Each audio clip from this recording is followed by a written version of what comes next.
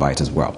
But right now I want to see, just to probably what is really happening as far as the trend is concerned. And one person who will take us through this is Patrick, to just tell us what people are saying on the internet. And Chelsea is a big story. Good morning. Good morning, Dibal.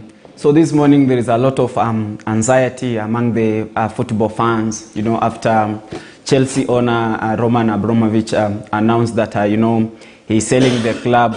And, you know, this is just one of the realities that is hitting into, you know, some of the rich business people in Russia. Because, you know, the Western countries have been calling for sanctions to be imposed on this big business owned by Russian men. So, you know, now football fans are just wondering, with Abramovich now selling the club, how is it going to sustain itself, bearing in mind that it's a 20-year investment since he took over as the owner. He has put in a lot of, you know, investment, a lot of attachment, even, you know, emotional attachment to the club. So he said, yes, it is one of the toughest decisions that he had to make, but again, it is for the best interest of the club. So, you know, football fans are just anxious to see, you know, now what happens to Chelsea. Yeah. Right. And of course, this was coming from the left. They never expected this. If they will ever get, well, another club really buying it, who will that be? That is the biggest question that also is hanging on many fans' minds right now. But also there is Russia, and we can see the situation right now also at the coast where they're stranded. We had Tobias really talking to us about what interventions right there that the coastal leadership is trying also to aid the stranded tourists. This has been an issue also online as well, and many countries are standing with Russians, amazingly. I stand with Russians.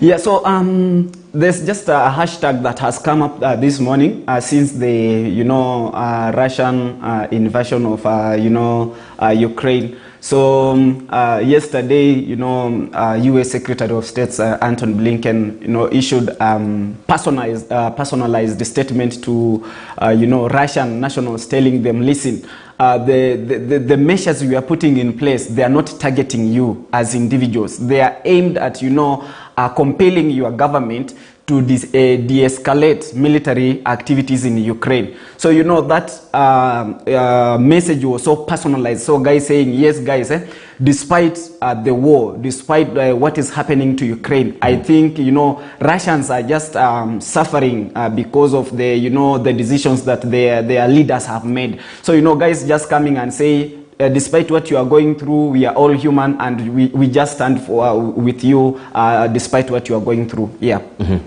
Right, and of course that is always a developing story, since the situation is very tenuous there. But we have also the UN coming up with an announcement where they're denouncing the Russian invasion of Ukraine. They've collectively voted there, and that also will get the full details in our subsequent bulletins. But also, touring in the UK is Deputy President William Ruto. And recently in Maryland, he actually made this pronouncement that has every Kenyan talking right now regarding our elections and rigging, that he cannot really trust our democracy. Yeah, Dibal, that is something that has really taken, you know, KOT by storm. You know, Tips asking, Deputy President William Ruto, he's the sitting Deputy President to the current regime. So how he goes to the US and, you know, tells the US that they should move in and stop possible rigging of the August 9 election. You know, so people are just wondering, isn't he now exposing the same government he's deputizing? So, you know, Tips are just expressing varied reactions, saying that if he feels that then the election should be rigged, then he should give alternatives, like what measures is he doing, like as a sitting deputy president, towards, you know, preventing such rigging claims. And remember, this comes after Sabina Chege, you know, made those claims that are claiming that you know, the 2017 presidential election was rigged in favor of the current regime. So her sentiments has really sparked a lot of reactions. And as we speak, she's currently, you know, facing IBC's committee on Electoral Code of Conduct Enforcement Committee. So the case is due maybe for mentioning, or she's supposed to appear before the committee today or some date in this month. Yeah. Interesting. And of course, that also is bound to continue eliciting a lot of reaction on social media as well.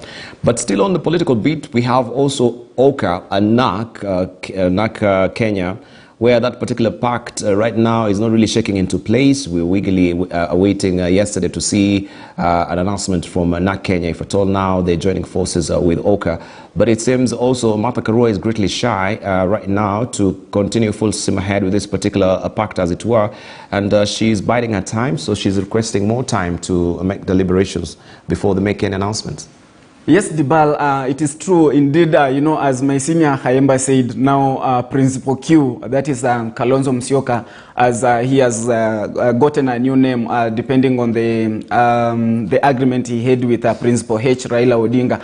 So now, yesterday they were to sign a coalition pact with NAK Kenya, and you know, Martha Karua initially came out and said, listen, I think I need more time to look at the finer details of this coalition agreement. And this unfolded just how some hours after, you know, Kalonzo came out and said, oh, I had a personalized agreement with ODM's Raila Odinga, and, you know, trying to expose the details of the agreement. So I think this could be one issue that provoked NAK Kenya to say, listen, we need more time to look at, you know, this agreement so that before we sign, we know actually what we are going through. So, you know, now Kenyans are just reacting, saying the entire Oka fraternity and other partners, if they are not ready to board the hustler movement or the Azimio train, then they can as well take a walk and all the way go to the ballot.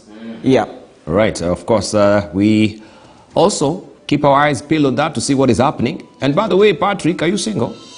Yes, I'm not single, unfortunately, but yes.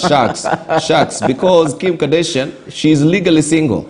Yes, Kim Kardashian has just declared that she's a single woman, and this comes after she won, you know, the divorce case against Kanye West. You know, initially they had said that the papers she filed had some errors, and, you know, she moved to court to say, listen, when I filed these papers, it was Kanye West, but then he changed the name to Kanye Yee. So, you know, that is what was bringing contradictions, but finally the courts have allowed her to be granted the divorce. Right, yes. Whether it's Kanye West or Kanye Yee, whatever direction, we have to wind up the show. Thank you very much, and those are the stories that we are keeping our eyes on today.